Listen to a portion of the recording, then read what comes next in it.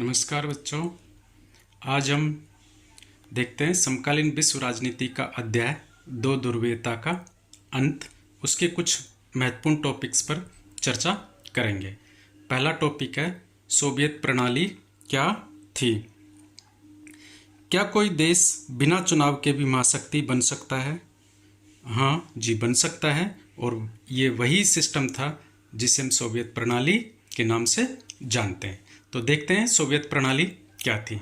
Soviet प्रणाली एक ऐसी व्यवस्था थी जो 1917 की रूसी क्रांति के बाद बनी थी। अर्थात 1917 में रूस में एक क्रांति हुई, उसके बाद जो सिस्टम लागू किया गया उसे हम सोवियत प्रणाली कहते हैं। रूस में जो 1917 में क्रांति हुई थी वो क्रांति पूंजीवादी व्यवस्था के विरोध में थी, जो कि समाजवाद के आदर्शों और समतामूलक समाज की जरूरत से प्रेरित थी। अर्थात क्रांति इसलिए हुई कि वहां पर समाजवाद को लागू किया जा सके और समाज में समतामूलक व्यवस्था लागू हो। तो उन्हीं आदर्शों को प्रेरित होकर सोवियत प्रणाली लागू की गई। सोवियत प्रणाली में एक दलीय व्यवस्था थी, मतलब सिर्फ कम्युनिस्ट पार्टी ही देश चलाती थी और कोई पार्टी नहीं थी, कोई विपक्ष नहीं था। सोवियत प्रणाली में अर्थव्यवस्था सरकार या राज्य के द्वारा नियंत्रित थी। अर्थात जो भी इकोनॉमिक कार्य थे सब पर किसका कंट्रोल था? राज्य का। कारखाने, जमीन, उत्पादन सब कुछ सरकार तय करती थी। इसे नियोजित अर्थव्यवस्था भी कहते हैं। सोवियत प्रणाली का लक्ष्य समतामूलक समाज की स्थापना करना था, जिसमें हर व्यक्ति को शिक्षा, स्वास्थ्य और रोजगार जैसी सुविधाएं देना, ताकि अमीर और गरीब का अंतर कम हो सके। इस प्रणाली में जनता को स्वतंत्रता की कमी थी, क्योंकि एक दलीय रहेंगी, तानाशाही बरती जाएगी, तो जनता को स्वतंत्रता की कमी थी। लोग खुलकर सरकार की आलोचना भी नहीं कर सकते थे। शुरुआत में ये प्रणाली तेजी से आगे बढ़ी और सोवियत संघ एक महाशक्ति भी बन चुका था, लेकिन धीरे धीरे सोवियत प्रणाली में समस्याएं बढ़ने लगी। हमारा अगला टॉपिक है सोवियत संघ के विघटन के कारण। एक ऐसी सुपर पावर जो कभी अमेरिका को टक्कर देती थी, आखिरकार 1991 में अचानक क्यों टूट गई? तो आइए हम देखते हैं सोवियत संघ के विघटन के कारण। सोवियत संघ का विघटन कोई एक दिन की घटना नहीं थी, बल्कि कई सालों से चली आ रही समस्याओं का एक नतीजा था। कहने का मतलब कि अचानक से ये टूटने के कगार पर नहीं आ गया, बल्कि कुछ लंबे समय से कुछ समस्याएं चल रही थी, जिनका परिणाम निकला सोवियत संघ का विघटन। तो वो क्या समस्याएं थी या क्या कारण था? सबसे बड़ा कारण था आर्थिक कमजोरी। सरकार पूरी अर्थव्यवस्था को खुद चलाती थी, लेकिन उत्पादन बहुत कम होता था। शीत युद्ध चलने के कारण हथियारों की होड़ चल रही थी। हथियारों की होड़ के कारण वित्तीय भार बढ़ गया था। लोगों की जरूरत पूरी नहीं हो रही थी, तो लोगों में नाराजगी थी। दूसरा कारण था कि एक दलीय शासन प्रणाली के कारण शासन कम्युनिस्ट पार्टी के नियंत्रण में था।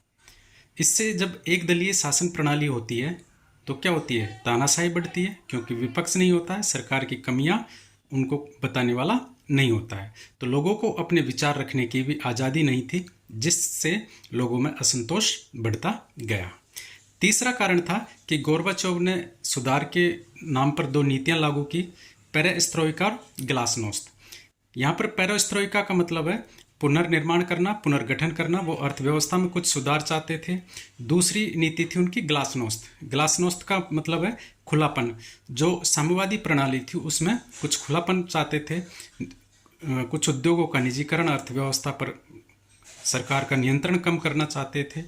इन सुधारों से लोगों को खुलकर बोलने का मौका तो मिला, लेकिन इससे सरकार की कमजोरियां सामने आने लगी और व्यवस्था हिलने लगी। चौथा कारण था राष्ट्रवाद के उदय।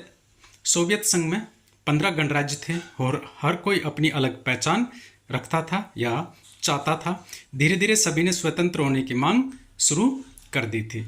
जब ये सभी समस्याएं एक साथ बढ़ी तो सोवियत संघ को सोवियत संघ के रूप में एकत्रित बनाए रखना बड़ा मुश्किल हो गया और सोवियत संघ का विघटन हो गया।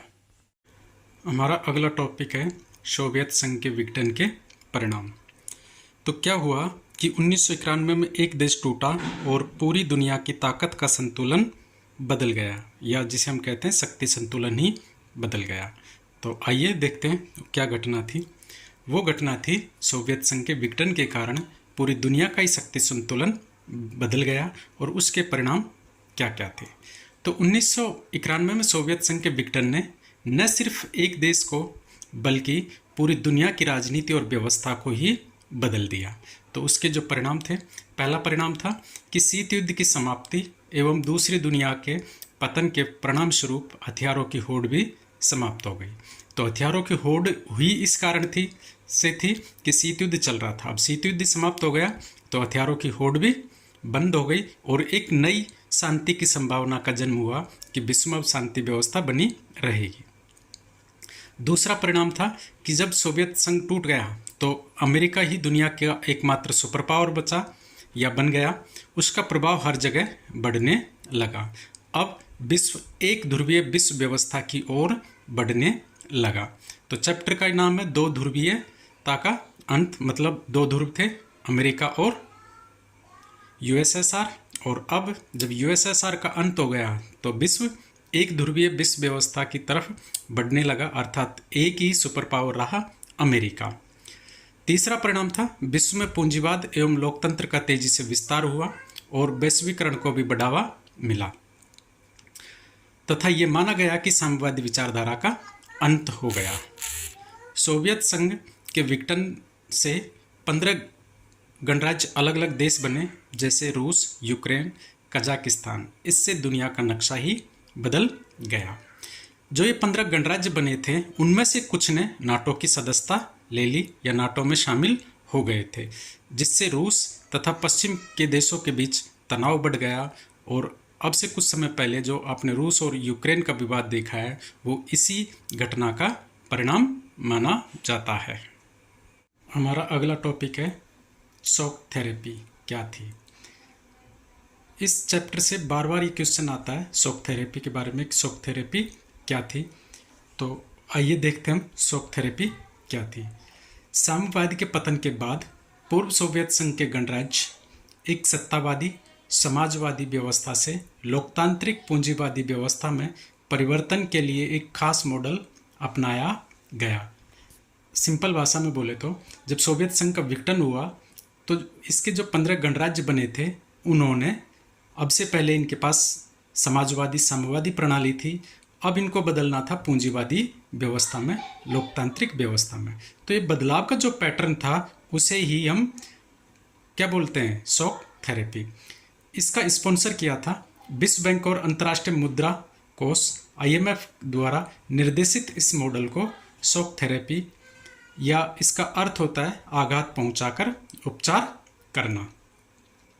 शॉक थेरेपी की सर्वोपरि मान्यता थी कि मिल्कियत या पूंजी का सबसे प्रभावी रूप निजी स्वामित्व होगा। कि अब तक साम्यवादी में पूंजी का स्वामित्व किसके पास होता था, राज्य के पास, लेकिन शॉक थेरेपी में क्या अपनाया गया कि पूंजी किसके अंडर में होगी, निजी व्यक्तियों के अंडर में होगी। इसके अंतर्गत राज्य की संपदा के निजीकरण और व्यावसायिक स्वामित्व के ढांचे को तुरंत अपनाने की बात शामिल थी।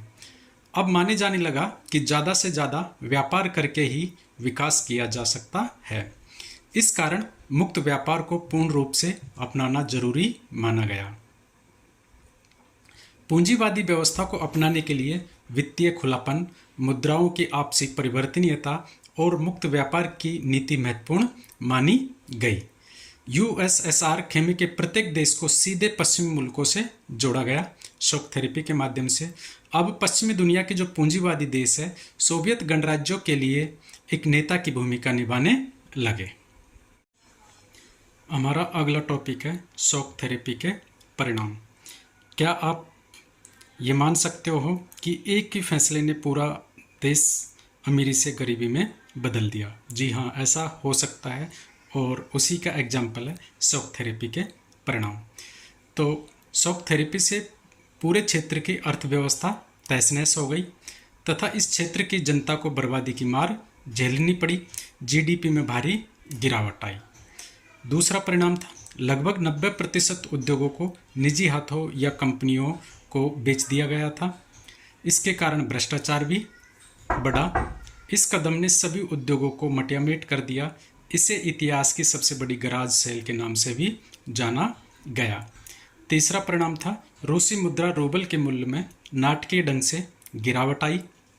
मुद्रास्फीति इतनी ज़्यादा बढ़ गई कि लोगों की जमा पूंजी जाती रही। समाज कल्याण की पुरानी व्यवस्था नष्ट होने से सरकारी रियायतें भी खत्म हो गई, जिससे गरीब लोगों को फ़ायदा मिल रहा था। अब गरीब लोगों को फ़ायदा नहीं मिल रहा है तो लोग और ज़्यादा गरीब होने लगे, या जो ठीक ठाक स्थिति में थे वो भी लोग गरीबी की तरफ बढ़ने लगे।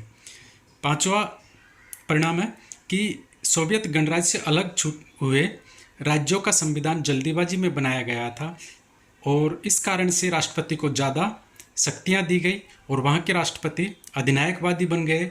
कुछ ने तो ऐसा संविधान में बदलाव कर दिया कि वो 10-10 साल तक राष्ट्रपति ही बने रहे। तो शॉक थेरेपी हमें ये सिखाती है कि तेज़ी से किए गए बदलाव हमेशा सही परिणाम नहीं देते, कभी कभार उनका असर दर्दनाक भी होता है। तो ये चैप्टर था आपका दो ध्रुवीयता का अंत। यदि आपको ये वीडियो पसंद आया तो लाइक करें, सब्सक्राइब करें चैनल को, और अपने दोस्तों के साथ भी शेयर करें ताकि उन्हें भी इस कंटेंट का फ़ायदा मिल सके। धन्यवाद।